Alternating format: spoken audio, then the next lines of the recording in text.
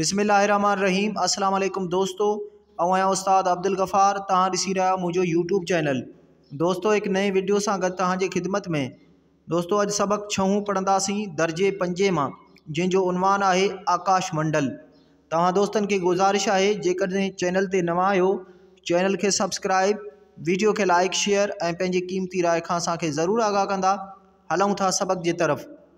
सबक 6 आकाश मंडल। तव्हां रात जो उभ ॾे ज़रूरु निहारियो हूंदो। उभ में तारनि जी टिमटिम केॾी न वणंदड़ हूंदी आहे।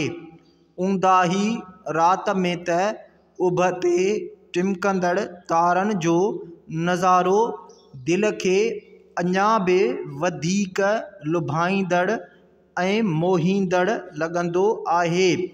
तारा ॾींहं जो बि हूंदा आहिनि, पर सिज जी तेज़ रोशनीअ सबबु नज़र न ईंदा आहिनि।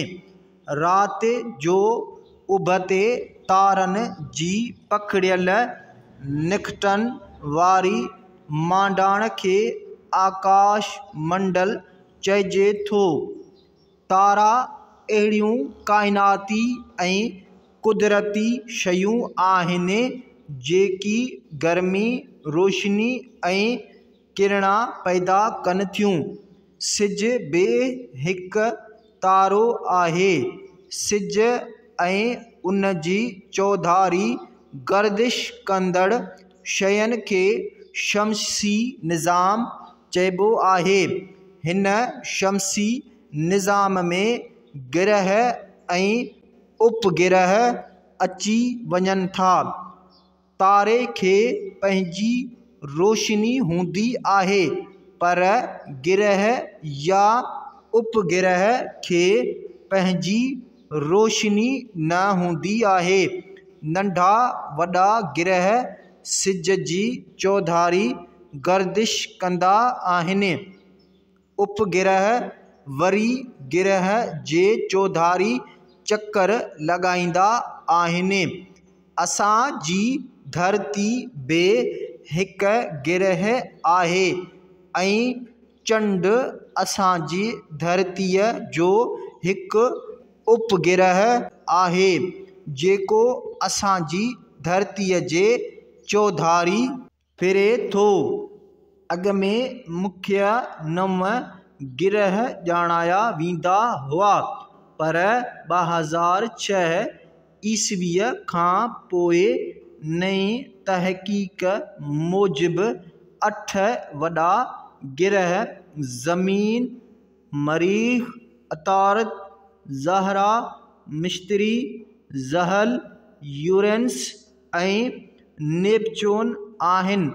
प्लूटो ऐं ॿिया नंढा ग्रह बि आहिनि। आकाश मंडल में के तारा अलॻि अलॻि ॾिसबा आहिनि, के मुख़्तलिफ़ झुरमुटनि जी सूरत में नज़र ईंदा आहिनि। उन्हनि झुरमुटनि जा नाला आसमान में इन्हनि जी बीहक जे करे पियल आहिनि, जीअं टेड़ू, खट, कती, विछूं वग़ैरह। टेड़ूअ में 3 तारनि जी कतार थिए थी ऐं खट में 4 तारा नज़र ईंदा आहिनि। किन तारनि जा ख़ासि नाला बि आहिनि, जीअं कुतुब तारो, वहाओ या असुर वारो तारो वग़ैरह। आकाश मंडल में कहकशाऊं बि आहिनि। कहकशाऊं बि सितारनि जा झुरमुट आहिनि। असां जो सिज हिकु बेतरतीब कहकशां जी निज़ाम जो हिस्सो आहे। आकाश मंडल में कॾहिं कॾहिं पुछड़ तारा बि ॾिसण में ईंदा आहिनि।